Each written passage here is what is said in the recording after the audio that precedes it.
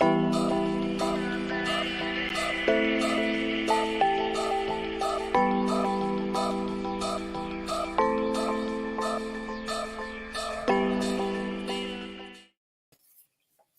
welcome back to Media Snack, live from New York.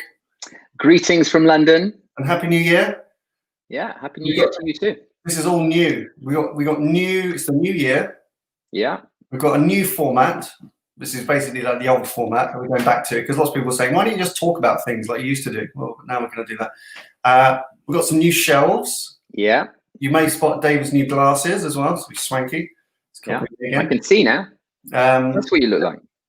So yeah, all new. So welcome back to Media Snack. So today we're just at the beginning of the year. We're really looking ahead, and what we're going to focus on is we're talking about agencies today.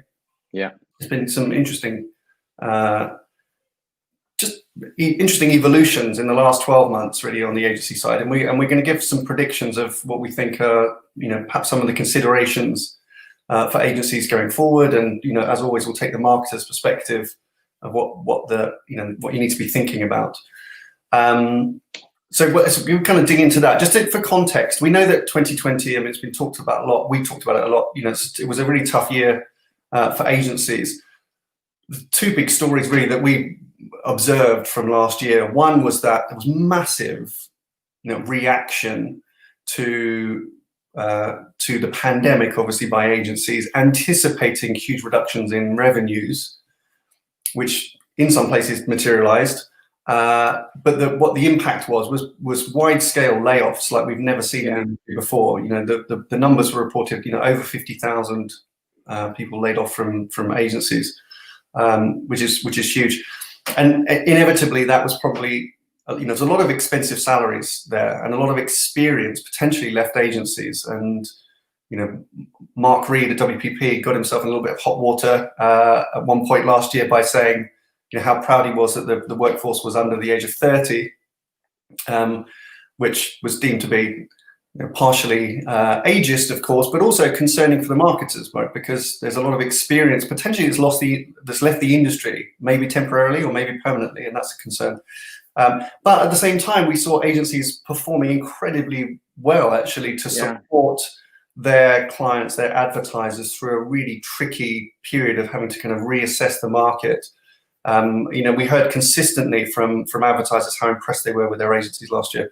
So it's kind of mixed bag for them. At the same time, we've seen continued growth of independents, notably Mr. Sorrell's operation, S4 Capital, or S4C, I should say. Accenture Interactive continuing to grow and acquire. Fewer pitches. Agencies, they hate pitches. Obviously, they hate pitches. They hate losing pitches. But pitches are an opportunity for them to stress test their capabilities and their talent. But also, when you win, that's really impactful, good news. That can affect. It is good influence for those publicly listed companies. And that good news was hard to find. There was less pitching going on. But generally, a mixed bag for agencies. So what we're doing today is just really thinking about now the future and the future agency landscape, because there's changes that we've seen are happening. Right, agencies are consolidating. There's going to be changes in all the groups, and we're getting a bit of visibility now on more longer term strategies for agencies. Anyway, I basically just done the whole episode there. Sorry about that. We also have, I think, a special guest joining us as well. Hopefully, who's arriving shortly. Which is Gideon Spanier, who's the editor-in-chief now. He used to be head lead media writer at Campaign. But he's made a couple of pieces recently about his observations of agencies, which we should have a look at. So hopefully, Gideon will join us shortly. Okay, all set? All set. Let's do it. So what is going on?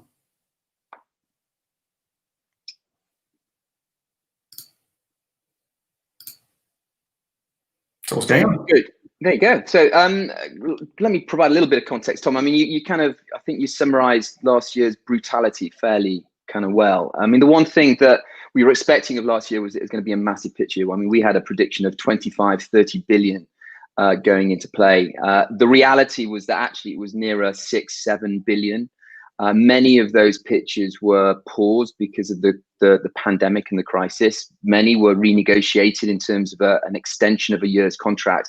What it means, though, is that this year is going to be highly congested. So the pitches that were cyclically going to go live this year are going to happen. Those that were postponed from last year are going to go live this year. So we're going to get a double whammy of big, gnarly reviews, many of which actually have already been announced, right? So the marketplace is preparing itself for a very busy, congested, pretty tough kind of year. Now you look at the holding companies, and you mentioned some good examples of kind of the implications of last year. But first half of last year, they all took massive hits in their kind of revenue, double-digit revenues, and they all began to implement very aggressive cost reduction programs, right? Which, as you've suggested, meant many of their talent, of their staff kind of reduced. So starting this year, they'll have fewer resources in order to deploy behind what is going to be an extremely busy picture. I was speaking to a new business director yesterday from one of the big holding companies, and he said that his budget for his new business budget had been reduced to zero. Right, so he hasn't been given any money with which to aggressively go after new business. The talent that he has within his agency with which to deploy against new business, proposals is already being pushed on client business. Yeah. So it's really, really challenging. Now, in comparison to that, you've got the ascendancy of the independents. At a time when, in H1 last year, WPP's revenues, like year-for-year revenues, reduced by 13%. S4 Capital's revenues increased by 60%, right? And they managed to bring in a couple of new agencies over the Christmas period just for good measure. So they are ready. Client demands of agencies have become far more sophisticated and will be this year. They're looking for specialists in certain areas. They're not afraid of fragmenting their scope. So they will be asking greater strategic demands of their agency partners. And the independents are ready. And perhaps this is going to be the year also when Accenture Interactive perhaps get a little bit of traction in the marketplace. We've been waiting for Accenture Interactive to really step into the new business marketplace. Maybe this is the year they're going to do it. So the holding companies are starting perhaps from a position of disadvantage in terms of the resources that they've got, although they are experts and specialists at going after new business. You've got the independent sector that is primed and ready and feeling bullish and optimistic. You've got the marketeers that are going to be asking far more demanding questions of the marketplace, and you've got some of the consultancies that are, I think, probably fancy a bit of a run at it. So a perfect storm, but arguably a pivotal year when it comes to media, the media agencies, and the media agency landscape. Yeah, indeed, and we've had. There's change of leadership as well. We've noted, kind of notably, there's been quite a lot of change of leadership across different kind of media agencies, but also at the group level. We've referenced Wendy Clark coming in at Dentsu International, which we hope would have a good positive impact on that business. Christian Jewell taking over the helm at Group M, with some big ideas there as well. So there's good strategy out there, I think, and some fresh leadership to start steering these groups, away from the rocky shores. So, Tom, what are the implications of all this then? Okay.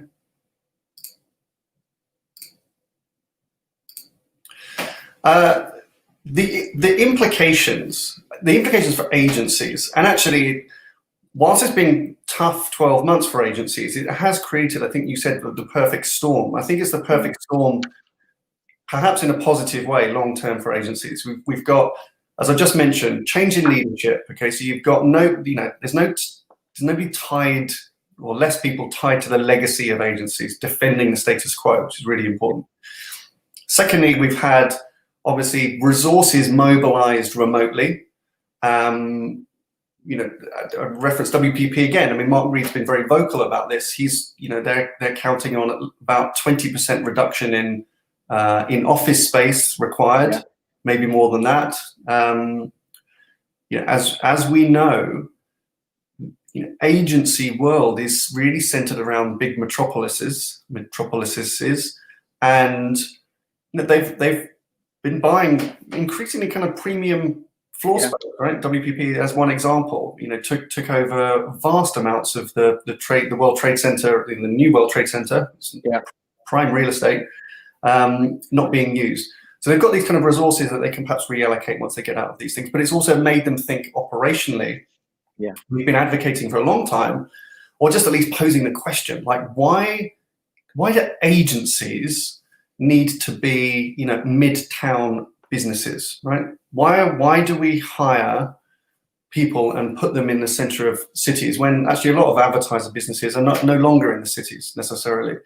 And increasingly, a lot of the back end or support administration or operations of agencies, increasingly driven with technology, could easily be more distributed, at least, if not, offshored or outsourced in different ways. So I think we're seeing leadership of agencies much more open to flexible operations, and we are seeing the beginnings of, and I think there'll be a massive acceleration this year in that streamlining, massive reduction in overhead to try and find margin back, and I think we're going to see within the groups, certainly, much more intentional kind of setting of common standards and platforms and shared resources across the different agency operations, which is kind of interesting. And we were playing with this, a year or two ago with our, WPP 2.0 playbook, when Mark Reed,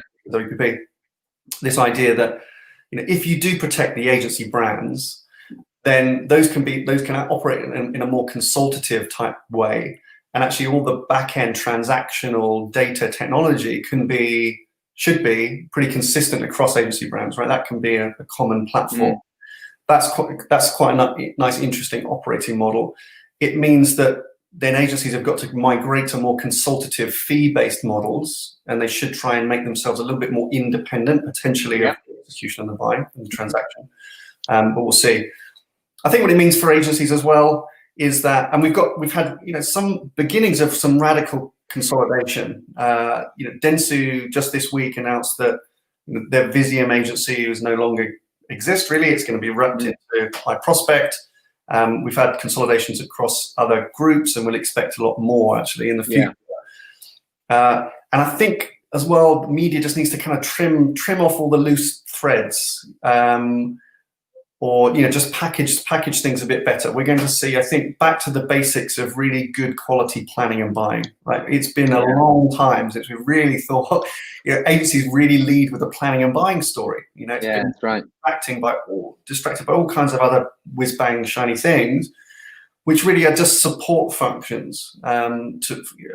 We hire agencies for great planning and buying, and we need people and the resources to be able to do that. So I think that some agency opportunity in getting back to basics and making a value of those.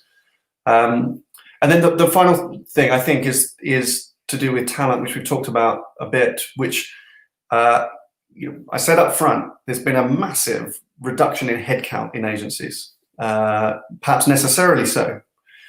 However, that's meant that experienced talent is relatively thin on the ground. Warning for advertisers, right? We're going to talk about that in a minute. But with less talent, or less people maybe being asked to do more, increasing remote working. I mean, we're all remote working at the moment, but that will probably continue for a long time.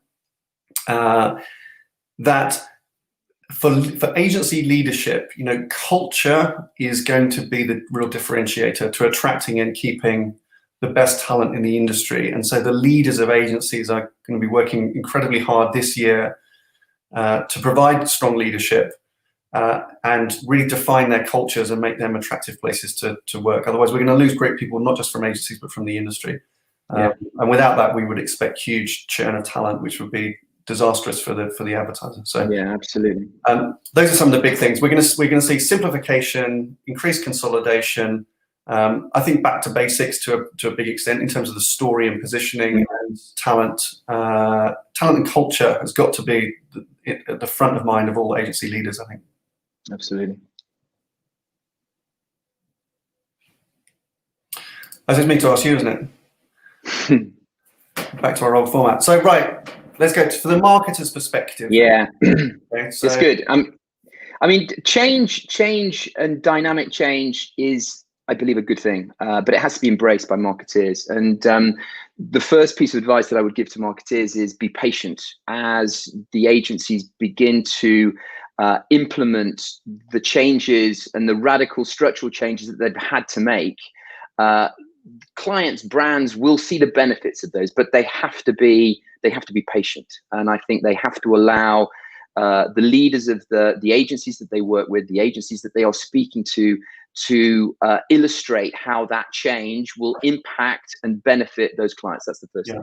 The second thing is be strategic in every communication, in every principle that you share with your agencies. Have a strategic filter by which they can be measured or invested or involved in your organization, and be really clear what you want them to do in these times of change. The third thing, and you mentioned it earlier on, is talent. I mean, I say this to pretty much every client that I have. When I was a client on the client side, both at Coca-Cola and Nike, I appreciated the value that the talent that was on my business brought to my business now. If I was a client now, I would obsess about that more than anything else, more than price, more than transparency even. I would obsess about getting the right talent on my business, engineered in a way that was going to drive value for my media investment. So obsess about that. Make sure that you've got the very best people working on your business in a way that will drive value and illustrate media as a lever for growth. That's the third point. And then the fourth thing is I would bring in my agency partners more as partners. You know, allow them to illustrate the value that they can bring in delivering a business outcome, rather than delivering against perhaps slightly more standard media metrics. Bring them in as business partners. Allow them to illustrate the value that they can bring as partners as you look as a business leader to drive growth and deliver competitive advantage through your media investment. Yeah, that's what I do.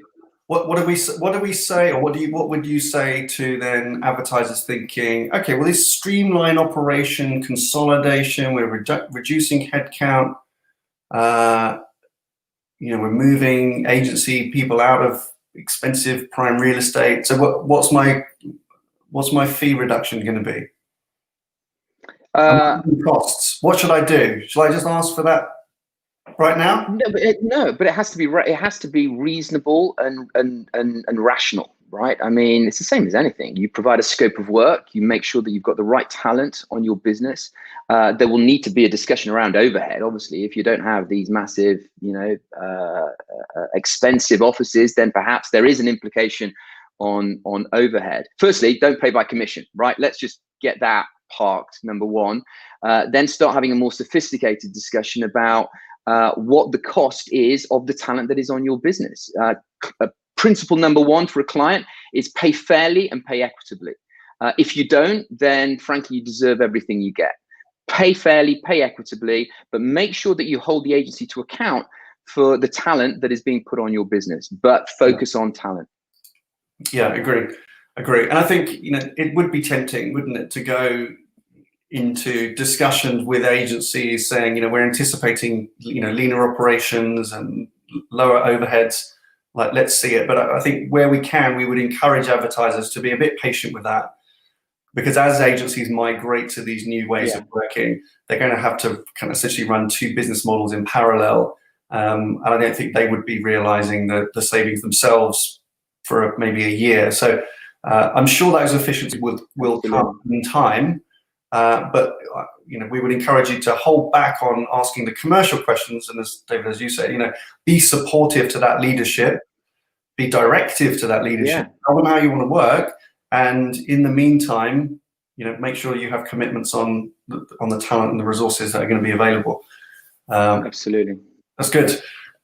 Do we have Gideon yet? I don't know whether we have Gideon backstage. No is the answer. Gideon, come on. There, it's coming soon. I see. Coming soon. Okay. The couple of things that he'd written, I'll just do the kind of quick. I think he's coming now. So two particular things. Gideon, by the way, has now been promoted to editor-in-chief of Campaign, so maybe we'll expect to see him writing less, unfortunately, because he's a very good writer on the media. But I think just at the back end of last year, he was reporting on some announcements from WPP, firstly, where they laid out what he called the punchy growth plan, and their plan actually to expand headcount. Now, I don't know whether that's a net gain or actually loss, but had announced that they would be able to make £600 million. What's that? 750, $800 million from new ways of working. One of the components was to reduce the level of office floor space by about 20%. Another was an anticipation that travel costs would be reducing by a third, which I think is reasonable, probably quite conservative for this year. And that there would be significant savings that they could invest in migrating to different types of operation. So that was one. We'll hopefully get Gideon's kind of view on anything additional on that. And the other interesting story that he provided was about Publicis. So this was last week. Gideon's little insight here, these sneaky rumors, is that the Publicis Group is actually in talks with private equity, and so basically they may be up for sale. So if you remember back in kind of early days of MediaSnack, we were talking about potential merger, weren't we? If you remember, the merger of equals between Publicis Group and Omnicom, which was fated and in the end disastrous, despite the that well-staged signing ceremony. Do you remember on the roof of Publicis in Paris? So that didn't actually go anywhere, which would have been interesting had that happened. But maybe agency groups are up for sale. I mean, their valuation is significantly down on those 5 years. We note that Publicis was, I forget what the numbers were, I've probably got them here somewhere, but I think Publicis at that time was valued at about $19 billion. Subsequently made a purchase, $4.4 billion purchase of Epsilon. Absolutely. Valued at about 10 billion, I think. That's it, yeah. That's exactly right. Yeah. You have to kind of question where these investors might see the value. I'm fascinated by that story. I mean, and as a client, you're thinking, what's the benefit to me if they do sell to either partial, full sale to a private equity company? What's that to me would terrify me if I was a client. I can't really see the value. Maybe I mean that would require some real sell, I think, to convince me that would be a thing in the positive. I don't know, but let's see. Maybe Gideon's got a point of view on that. Yeah, I think he's being held up. So we've now bail on us live. So thanks, Gideon. If you can't join, then we'll drag him in and we'll pick this up. We've got. I just want to pull out one particular comment, actually, if we can put that on the screen, from Joe. Long-term MediaSnack viewer, Joe. Good to see you again. Was a good question. What trends are you observing within housing, accelerating or decelerating? Big implications, obviously, for agency, potentially in this in-housing. I would say just up front, before maybe you can answer this question, David, is that we don't tend to call it in-housing, as you probably heard us say before, because that tends to suggest that there's a zero-sum game, and then it's really just replicating agency resources internally. And we know that doesn't work, right? Where brands have tried that, they've tried to kind of build, or hire just some agency talent and off you go. It doesn't work. It has to be strategic, and it has to be any functions which are brought in-house, or we call it advertisers building their own capabilities, has to be done in a way that is culturally sensitive to the culture of that marketing organization. But what's our view? Accelerating or decelerating, would you say? Clients are thinking about it in a more accelerated manner. Whether they're actually bringing it in now practically within their operations, I'm not entirely convinced. But it is a topic of conversation that sits very, very high on the agenda item when brands are talking and clients are talking about evolving their own operating models. So invariably, there is a strategic ambition around it. The thought around what that roadmap would look like over the next 3 years is far more considered now, perhaps, than it was 2 or 3 years ago, when it might have been more of a knee-jerk reaction. But the actual bringing in of operationalizing media internally, less so. But the discussions around that as an ambition for the future, absolutely. Yeah, exactly. I think, as we say, the appetite is there. Some are accelerating towards that. I think without exception, everybody's leaning into the conversation, and asking rightly so questions about that. Yeah. And I think majority of advertisers, if not all advertisers, but I'd love to know who is not having this conversation, would be thinking that longer term, that actually their internal media resources will grow, and that they will increasingly have capability to execute themselves. Yeah. I don't think, as we've said many times, this is not a blip. That whatever you call it, in-housing, whatever you call it, is not a fad. It's not a fad.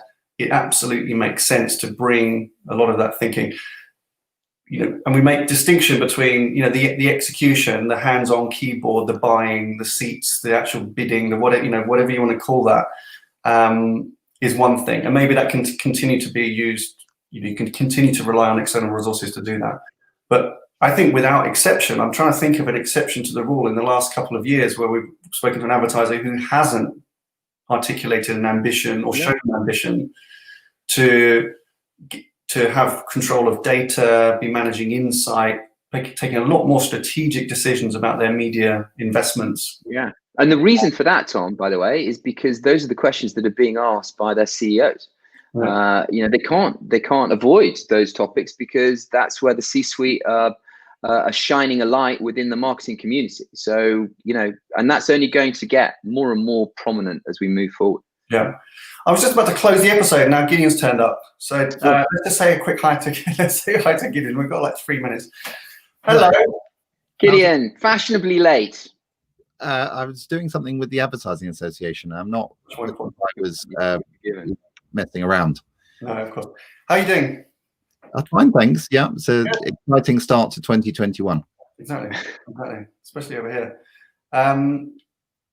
So we've been talking a lot just about the looking ahead, the future changes in agency landscape, right? So.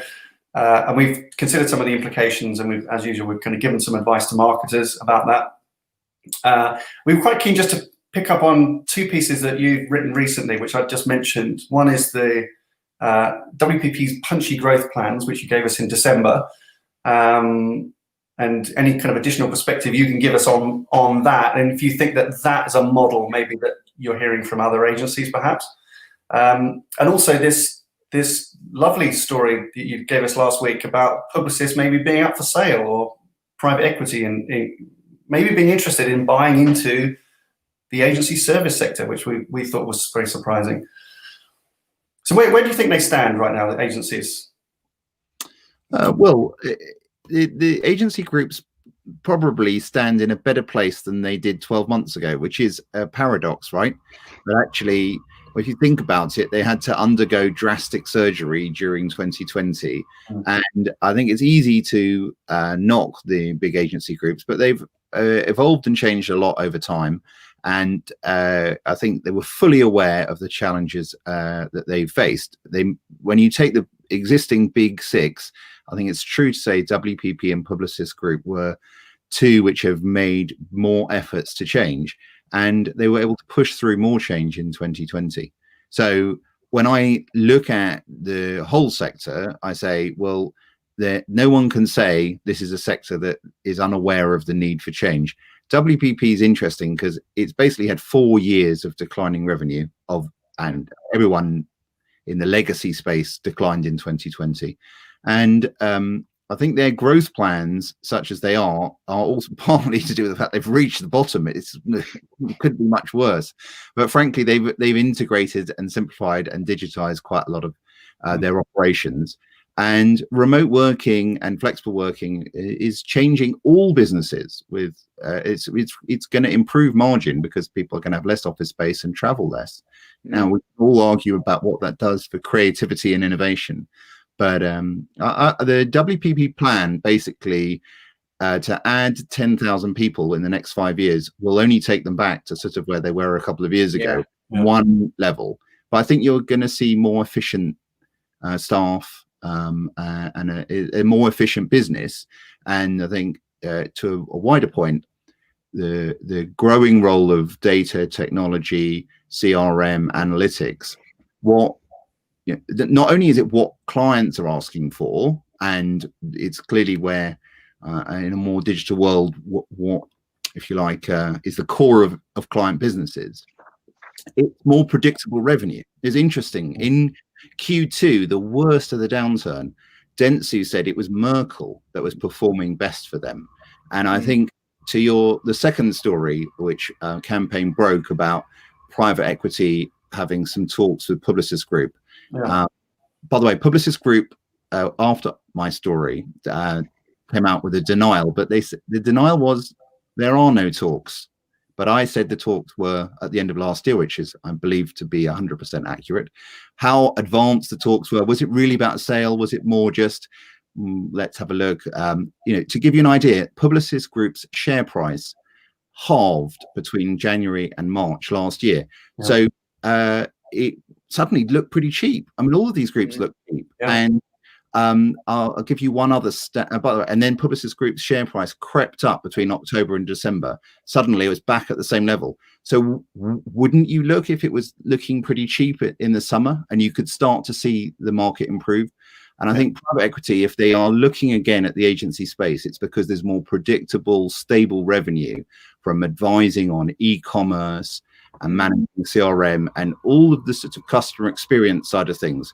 That isn't about, have I got a nice new campaign for my new product launch, or because I'm trying to sell holidays in January. It's because this is stuff which is core to how you run digital first businesses across almost every sector. So I see the private equity interest as a sort of sign simply that someone said to me, maybe the agency groups have just got cheap enough to buy.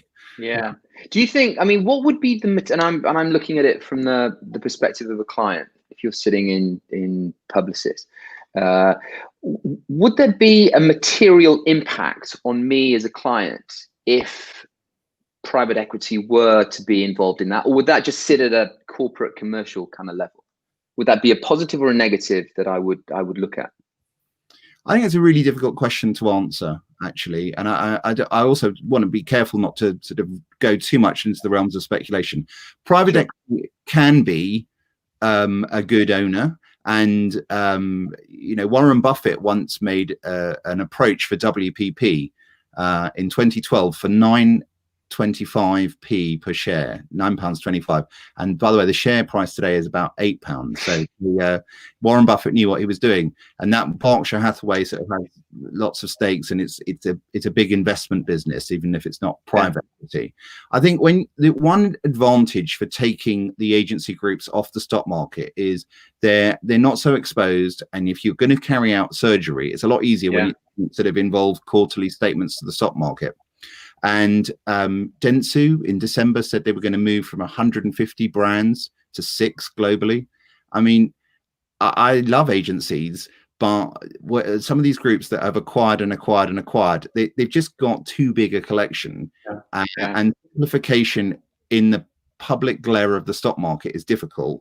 When you do it privately, sometimes it quietens down. But I'm going to give you a different example. I used to cover the music industry, and EMI Records got bought by private equity, and it had been on the stock market, and they got such a bad stick because creative people don't like excessive control.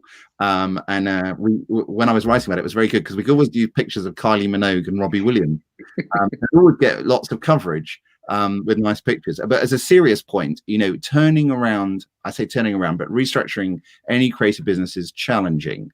And I think that's always been one of the reasons why private equity's been a bit wary.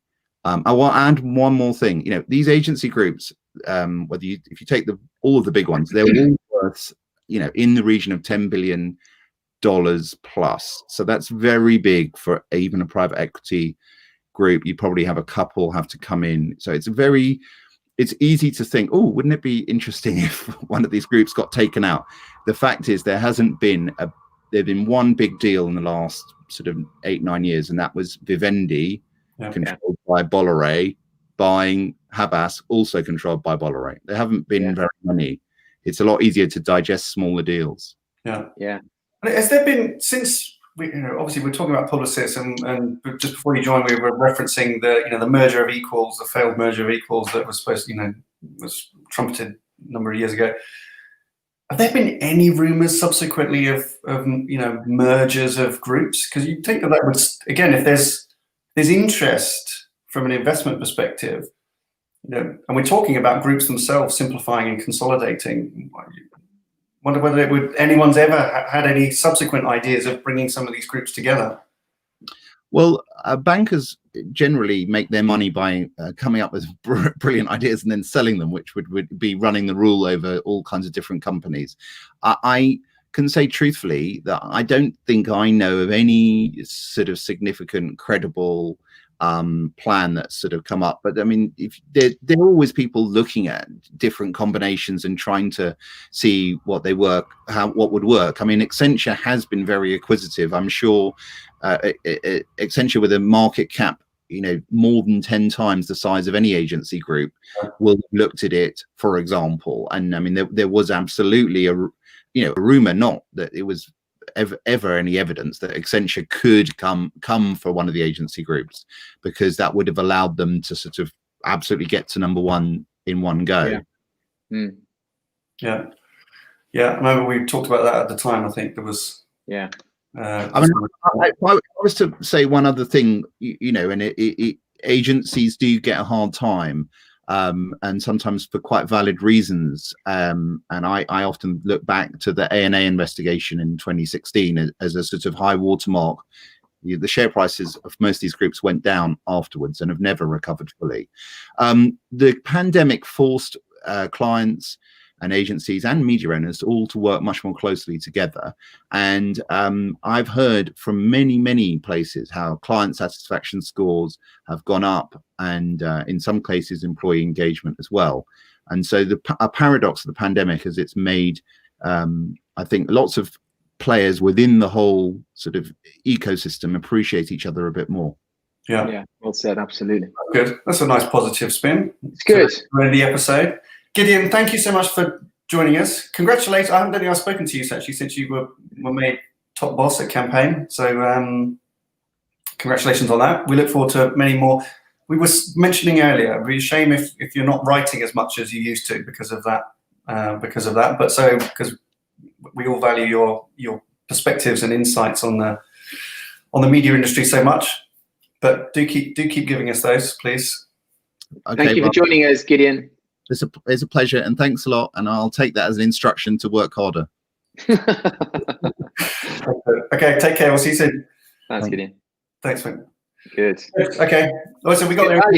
Very, very good. Yeah. If you do not know Gideon, or you do not subscribe to Campaign currently, I would highly recommend it. And if you ever get the chance to have Gideon join you for dinner, you will find it incredibly interesting. It's very good value. So thank you. Thank you for joining us for our back to the old school new episode in the new year. Hope you're all doing well. Good luck with everything to come, and we will see you in this way every Friday, 11 a.m. Eastern normally. If you subscribe and click alert, you'll get notified every time we're going live. And please join us and keep the comments coming. Bye for now.